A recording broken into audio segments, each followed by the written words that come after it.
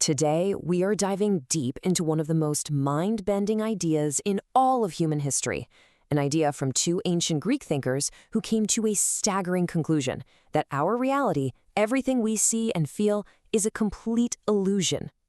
So let's just start with that question, right? A question that kind of messes with the very core of our experience. What if this world, the one with all its change and motion and variety, what if that's not the real world? What if true reality is something totally different, something permanent and completely unmoving? Now, this wasn't just some casual thought experiment. Nope, this was the central belief of a really radical group of thinkers from a Greek colony in southern Italy. They were called the Eleatics, and they argued that our senses, well, they just can't be trusted.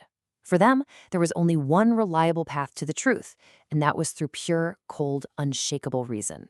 So, our story has to start with the school's founder, a guy named Parmenides. And he didn't just present his ideas like a regular theory. He framed them as a divine revelation. He claimed he got it from a goddess. Yeah, he actually wrote his entire philosophy as an epic poem. And it starts with him being whisked away on this chariot, guided by the daughters of the sun, on a pretty mystical journey to meet a goddess who, holds the keys to all knowledge. But of course, this wasn't some literal road trip. It was a really powerful metaphor.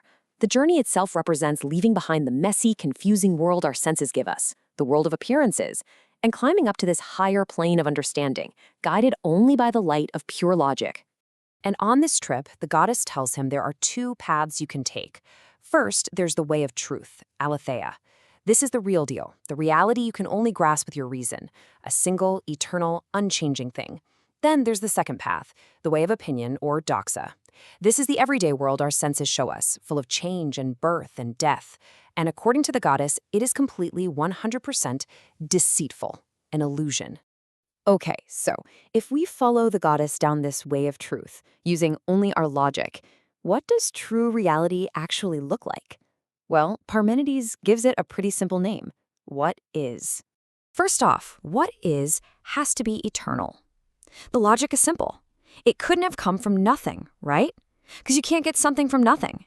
And it couldn't come from something else that already existed, because then it was already part of what existed.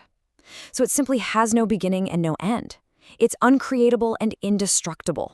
Second, what is has to be a single unified whole. It can't be divided up into different parts. Why? Because what would separate the parts? Empty space? Well, empty space would be nothing or non-being, and Parmenides argues that, logically, that just can't exist. So reality is one perfect seamless unity. And third, and this is where it gets really weird, it has to be unchanging. Think about it. For something to change, it has to become something it wasn't before. But that would mean it came from a state of not being. And since we've already established that non-being is impossible, well then true change is also impossible. So all the change we see, growth, decay, seasons turning, that's all part of the grand illusion. And all of that leads to one final, mind-blowing conclusion. It must be motionless. This follows right from the other points. For something to move, it needs an empty space to move into. But since there is no non-being, there's no empty space. Reality is completely full. So what is held fast, like it's in powerful bonds, totally unable to move. Now, to help us wrap our heads around this absolutely radical concept, Parmenides gives us this powerful image. He says, what is like a perfect, well-rounded sphere, equal in every direction from the center. Now, it's not necessarily a literal physical ball, but it's a metaphor for a reality that is finite, complete, and perfectly uniform. Okay, so that was the master. Now let's turn to the second key figure in our story, Melissus of Samos. He was a follower and a fierce defender of Parmenides, but he came from a very different world. Yeah, Melissus was no poet. He was a man of action, a successful military commander. He took Parmenides' poetic, divine revelation and basically reforged it. He stripped away all the allegory and presented the arguments in this really straightforward prose, creating a systematic, logical weapon to defend Eleatic philosophy. But here's the thing. In defending the master, Melissus made one huge change. While Parmenides described reality as that finite, limited sphere, Melissus argued that it had to be infinite. His reasoning was, if it had a limit or a boundary, There would have to be something on the other side of that boundary, which would mean reality wasn't one. So therefore, it must be unlimited in both space and time. And this is a perfect example of his clear, step-by-step method. He lays out his premises with almost military precision. 1.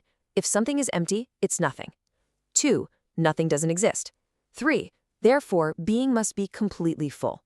4. And if it's full, there's no empty space for it to move into, which means 5. It must be motionless. See? This systematic approach made the arguments incredibly hard to refute. And then Melissus pushed the logic even further. He argued that if being is infinite and has no limits, then it can't be a body in the normal sense. A body has dimensions and thickness. Those are kinds of limits. And unlimited reality, therefore, must be incorporeal, without a physical body, without parts, just purely abstract. So, okay, let's just pause for a second. We have this strange vision of reality as a single, unchanging, motionless, infinite something. You're probably thinking, why on earth do these 2,500-year-old ideas still matter today? And, that is a very fair question. Because the Eleatics completely changed the game. They basically founded the field of ontology, the study of being itself.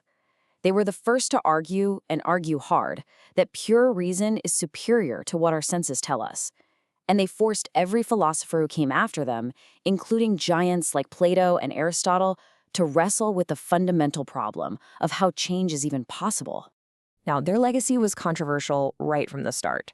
The great philosopher Aristotle, for one, was not a fan. He called their arguments a bit crude. But modern scholars, looking back, have really come to appreciate their ingenuity. Melissus, especially, is now seen as this sharp, inventive thinker who made some really original contributions with his clear, direct logic. But ultimately, their greatest legacy is this. They created the fundamental conflict between rationalism and empiricism, this epic battle that has echoed through Western thought for centuries. The tension between the world as a logical construct and the world as a sensory experience. And that leaves us with the exact same profound question they first posed so forcefully. When your pure, cold logic leads you to a conclusion that everything you see and feel is wrong, which path do you follow? The way of truth or the way of opinion?